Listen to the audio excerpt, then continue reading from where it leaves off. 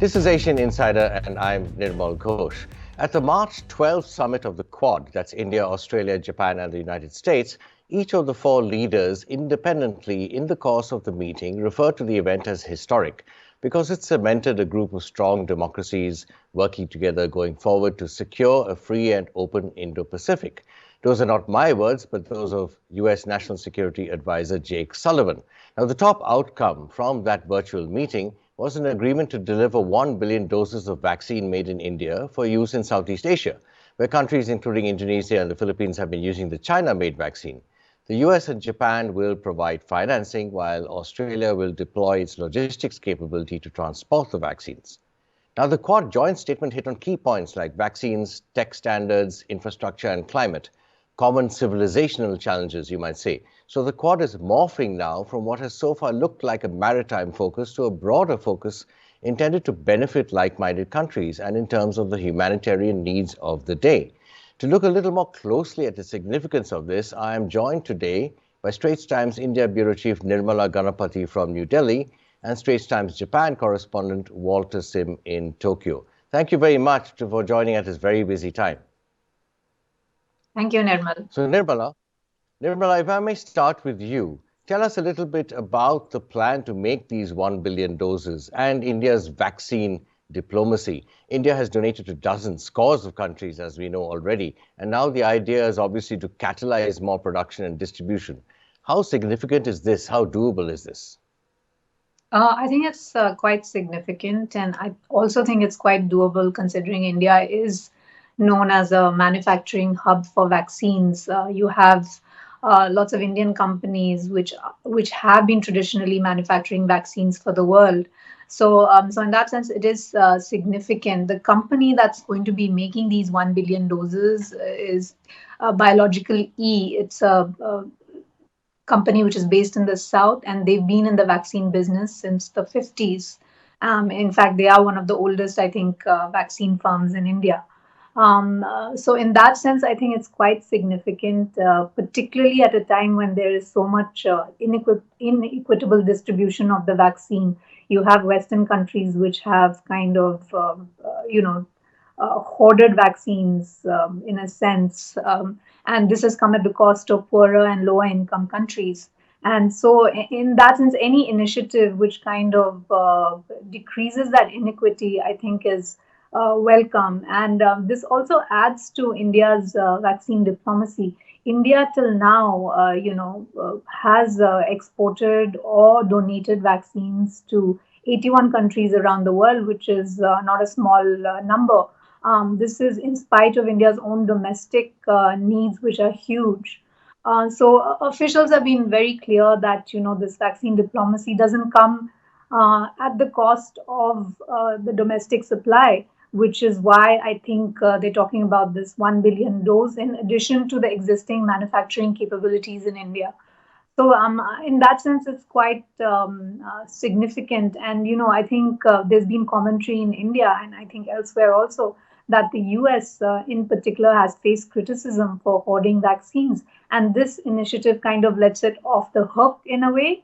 And on the other hand, it also kind of plays in well into India's own soft power diplomacy as far as vaccines are concerned. And in a way, kind of giving an alternative to maybe China supplied vaccine or Russia supplied vaccines. There is also a sense that Indian vaccine makers have a higher level of credibility. Well, that's the thinking within India. So that is also another angle. Very interesting. Now, Walter, Japan's Foreign Minister Toshimitsu Motegi, in a recent foreign policy speech, mentioned vaccines as having the greatest strategic value at this moment. Can you give us Japan's perspective on the Quad Summit and this vaccine diplomacy initiative? Well, it has been very well reported that Japan itself is a laggard in terms of vaccine rollout, in terms of vaccine production, and Japan does not really have any stakes in manufacturing, but where its stakes lies really is in its trying to build itself as a defender of the free world, of the international rules-based order. And with this in mind, it has been trying to throw its weight and its financing to promote the distribution of Indian vaccines through the Quad to developing countries, especially in ASEAN. So in this sense, Japan kind of sees the Quad as a means to further its push for the free and open Indo-Pacific vision, of which former Prime Minister Shinzo Abe has been actively lobbying, and this mantle has been passed to current Prime Minister Yoshihide Suga. And I think Japan will be very heartened to see that the leaders of the US, Australia, and India finally on the same page to convene such a meeting. It's not an understatement to say that Japan has been very alarmed by Chinese moves in recent years to upend this rules-based order. And this can be seen from Mr. Motegi's policy speech, where, as you said, as he said, vaccines have the greatest strategic value at this moment. He also mentioned his fears that through Chinese vaccine diplomacy, China has been trying to sway these low-income countries, these developing countries, to making positions in Chinese favor. So in such a sense, in such a geopolitical setting, Japan has been, besides the Quad as well, trying to build up a partnership with other countries like the EU, Britain, Canada, and so forth, to kind of counter this rise of China. So we see Prime Minister Suga choosing Vietnam and Indonesia as its first overseas destinations for a visit as Prime Minister, and Foreign Minister Motegi himself also went to 11 African and Latin American countries in the span of 2 months just recently. So through all this diplomatic outreach, we see Japan trying to counter China's rise and Chinese influence through the free and open Indo-Pacific, as well as countering Chinese vaccine diplomacy through its own outreach efforts. Nirmala, India has always been seen as a skeptic of the group, the only country which is not a formal ally of the United States, the only country in the Quad. And the India-US relationship does have some slightly tricky waters to navigate. Yet India has managed to steer this in the right direction, hasn't it? It has avoided militarization of this group, for instance, and it has broadened the Quad has broadened its focus, as I mentioned earlier. What is the thinking in India on this?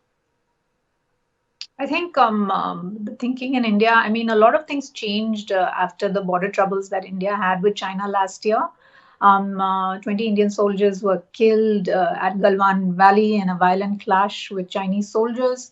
And that led to a troop and weapons buildup along the border in the Ladakh region. And, that kind of shifted the strategy towards China in India, in the sense that earlier there was always an attempt to kind of grow the economic relationship and keep border troubles separate. But that thinking has kind of turned on its head now. Now the messaging from India is that China needs to resolve this border issue if it wants economic ties between the two countries to flourish further. And this is the thinking, I think, which has allowed India to throw off its hesitation and kind of embrace the Quad fully. And the fact that the agenda has evolved beyond just the maritime cooperation is a boost for India, because it gives India an opportunity to kind of also expand its soft power in the region and beyond. And it also enables India to kind of justify being in this grouping, which is not just, which doesn't just have a maritime focus.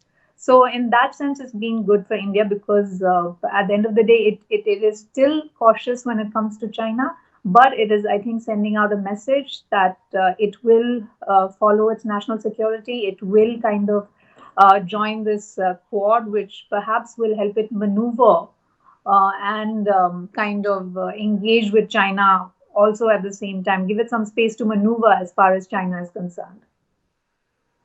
Walter, there was an interesting editorial on March 17 in the Asahi Shimbun, which made the point that since there is wariness in China over the Quad, the group needs to move away from defining itself by the China threat. It must transcend that, even as every individual country has its own issues with China. Could you tell us a little bit more about the strategy as far as Japan is concerned? Indeed, I think there is consensus in Japan that the Quad it's not viable if it will not be viable if it's solely a group that's meant to counter China. And we see that through the recent summit where other issues such as vaccines, such as climate change were discussed. And this is because it's going to be very tricky if the Quad were just solely to be an anti-China initiative. And as you pointed out, each of these countries has their own issues with China. So for Japan, Japan has very close economic ties with China, which last year was Japan's largest trading partner. And even as some Japanese business leaders have been increasingly wary about relying too much on China and Chinese supply chains, one analyst I spoke to has hypothesized that Beijing has been actively trying to couple economically even more closely with Tokyo. And this would mean that Japan, if it were to be too aggressive against China, Japan could need to prepare for potential economic retaliation in time to come. But on the other hand, Japan also seems to be very emboldened by the United States. And Japan, United States is pretty much a subset of the Quad. And the joint declaration issued just this week when US Secretary of State Blinken and Secretary of Defense Austin met their counterparts in Japan, the two countries were very unusually pointed and explicitly blaming China for coercion and destabilizing behavior. And this is just juxtaposed against last week's Quad Summit statement, which had no such mention. It seems to show that Japan is ready to stand up its ground against China on maritime and defense issues, but yet, there are other issues where Japan has to work closely with China on. So I think looking forward, it's going to be very interesting to see what kind of statement that Prime Minister Yoshihide Suga, when he goes to the White House next month for the first meeting with US President Joe Biden. I think it's going to be interesting to see what kind of statement the two leaders delivers at that summit meeting. Nirmala, Defense Secretary Lloyd Austin also visiting India, also quite significant.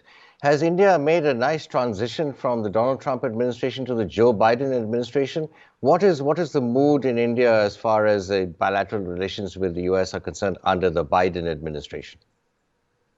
I think there is a sense that there's going to be a continuity in relations.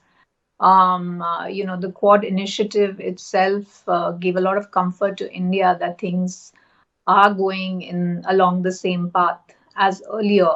India-US relations have grown in the backdrop of growing Chinese assertiveness. So that is a factor that clearly hasn't changed with the Biden administration. And I think New Delhi is waiting with open arms to welcome the defense secretary and to kind of take the defense partnership, which has kind of become the bedrock of the relationship, further. Okay, thank you very much, Nirmala. Thank you very much, Walter, for your time today. The Quad has seen a steady logical evolution and has been steered along a very deliberate path. None of these countries want to go to war with China. Every one of them wants to maintain a working relationship with China. So we have seen a very deliberate emphasis not on targeting China, but on values and principles and certain common goods. Vaccines, technology, climate change mitigation and adaptation, and also, of course, alternative supply chains, all of which will indirectly constrain China's operating space. But the message is clear and it stops short of picking a fight. None of the measures pokes China in the eye. Of course, the proof will be in the implementation, and the next Quad Summit is supposed to be by the end of this year. That will be the time to assess the effect of the synergies this group can bring to bear. For Asian Insider, I'm Nirmal Ghosh.